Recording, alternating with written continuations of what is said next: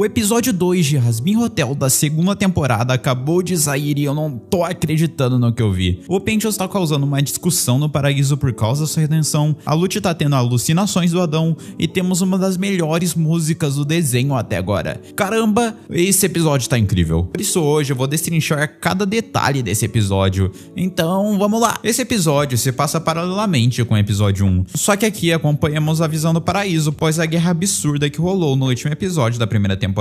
Basicamente, com a morte de Adão e o sacrifício de Serpentius, a serpente acabou indo pro céu. Ali tínhamos descoberto que redenção era sim possível. Entretanto, os anjos estavam meio em dúvida disso, por isso um julgamento foi organizado para saber o que fazer com ele. Nas líderes tínhamos Sarah, que estava confusa, e Emily, que estava convencida de que redenção era possível, e uma corte de anjos com raiva dos segredos do extermínio anual no inferno. Como um escudo de proteção, então, Sarah começa a tender ao lado que duvidava da redenção de Serpentius. O Pedro, guardião dos portões do paraíso, diz que não tinha deixado ele entrar e não tinha ideia de como ele apareceu. Eles sequer tinham visto. A Emily fala pra Sarah deixar de loucura, porque as duas irão pro processo na frente delas. Lute, que com decorrência do último extermínio tinha perdido um braço, fala que eles precisavam agir e condenar o Serpentius. Ela parecia ter uma raiva maior dele ainda. Afinal, ele é meio que um dos responsáveis pela morte de Adão. Mas antes que ela pudesse falar, o Abel corta ela. Caramba, o Abel. Pra quem não sabe, Abel na Bíblia é filho de Adão e Eva, que foi morto após o seu irmão Caim o matar com uma pedra no primeiro caso de ciúmes da história. Aqui no desenho é legal com ele sendo representado com uma calma absurda. Ver essa energia em contraste com a Lute, que xinga tudo e todos, é muito bom. Tanto que o discurso dele nem dura tanto, mas essa apresentação do personagem foi muito boa pra mim. A Sarah então para tudo e pergunta pro Penteus como ele parou ali, e no que parecia ser o fim dele, a nova melhor personagem dessa série aparece, onde em uma música angelical ouvimos uma voz calma. Sarah,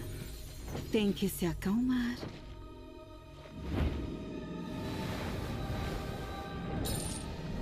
Minha cara criança, por favor, conte sua história. Eu não sou tão bom contando histórias e eu não sei como eu vim parar aqui. Senhora, quem é você? Eu sou conhecida como a voz de Deus.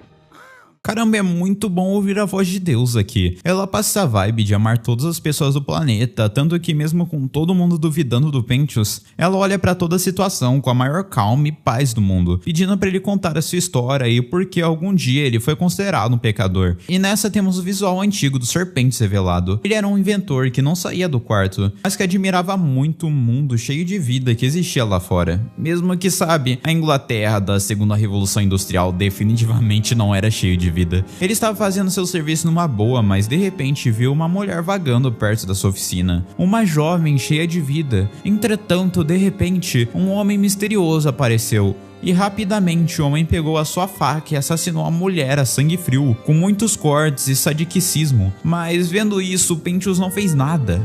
Ele não tinha coragem, ele não conseguiu ajudar. Ele podia ter o entregado ou levado à justiça, mas não teve coragem. O homem voltaria a assassinar outras 5 mulheres e ele não fez nada. Nunca foi pego. E o Penteus não fez nada em relação a isso. Chorando, Penteus fala que levou essa culpa ao túmulo e acabou indo ao inferno. Ele sabia que merecia isso. E mesmo depois de ouvir isso, a voz de Deus continuava calma e assertiva, perguntando o que ele fez para estar ali agora. Ele chorando não conseguia saber. Então a voz de Deus pega na sua mão e dá a coragem que ele precisava, fazendo Penteus revelar. Ele tinha amigos. Dessa vez ele caiu numa situação parecida. Eles estavam sob perigo e ele tinha que fazer algo. Dessa vez ele não fugiria. Assim ele pegou seu dirigível e morreu em guerra por conta deles, sendo assim uma alma redimida. A Lute duvida da história, fala que isso era bobagem. Ele omitiu a morte de uma pessoa e por morrer em guerra ele agora estava no paraíso. Nesse momento a voz de Deus deixa claro, ele foi altruísta, se importou mais com a vida dos outros, conseguir ir contra os seus erros do passado, purificando a sua alma e virando um anjo assim. Ver a redenção sendo possível saindo da boca de um anjo é libertador. Eu amo assistir essa cena. Sobre tudo isso, 2 curiosidades que eu notei enquanto fazia esse vídeo. A descrição do assassinato que Penteus presenciou é muito semelhante com os crimes cometidos por Jack o Estripador. Pra quem não sabe, esse foi um caso de assassino em série que matava várias mulheres no final do século XIX na Inglaterra. Até hoje não se sabe quem foi esse homem, apenas que ele matou confirmadamente 5 mulheres, número próximo a 6 que ele disse. E em segundo lugar, essa descrição dada pela voz de Deus nos faz finalmente descobrir os requisitos que você precisa para chegar ao paraíso, sendo eles ser altruísta, se importar mais com a vida dos outros, não ter pendências para levar à morte. No caso do Pentious, ele se redimiu dos seus erros do passado. Isso me faz pensar como Angel Dust está perto de uma redenção. Vamos voltar ao episódio do julgamento, por exemplo. Ele foi altruísta ao salvar a Nifty, se importou mais com a vida dele para ele não ser massacrado pelo Valentino, e por fim ainda falta ele ir conta para o que quer que foram os crimes que o levaram a ser um pecador. Voltando ao episódio, a Lute não estava concordando com essa decisão.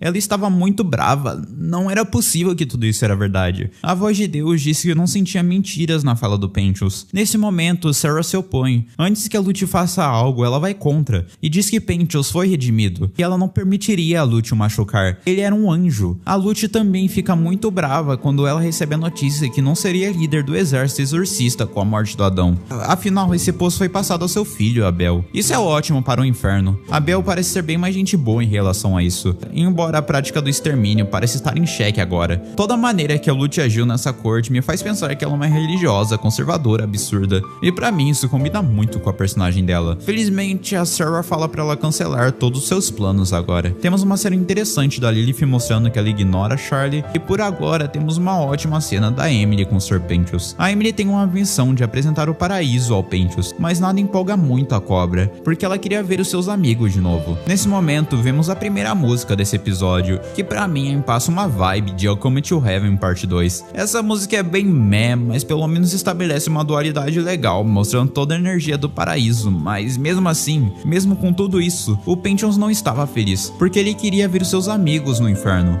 E claro, a gente tem um final sensacional dessa música, com uma alusão a algo que eu acho que eu não posso falar no YouTube, mas da arma que o Sr. Pentious apontava acaba saindo confete. No geral, a música estava bem mais ou menos, até que chega a parte da Sarah's Confession, que carrega essa música por completo. Aqui em uma letra ótima, a Sarah lamenta muito todas as mortes de todos os pecadores e se arrepende dos extermínios, realmente querendo fazer uma mudança. Ela não queria que todo mundo morresse, porque matar pecadores não era correto. A Sarah tenta pedir ajuda, mas a voz de Deus fala que não podia ajudá-la agora. Paralelamente a isso, a Lute estava decepcionada. Ela estava pagando de dorona, mas no fundo ela só estava esperando um canto pra chorar. Tanto que é exatamente isso que ela faz. Mas nesse momento o Adão aparece. Caramba, o Adão. Diz ele que é só uma alucinação da cabeça da Lute, então ok, eu acho. A Sarah do outro lado faz uma reunião para definir o futuro dos extermínios, mas nada é muito ajustado porque o Pedro e a Bel não são lá as melhores pessoas para isso. Já a Emily acaba invocando alguns ovinhos pro Sr. Pentious brincar.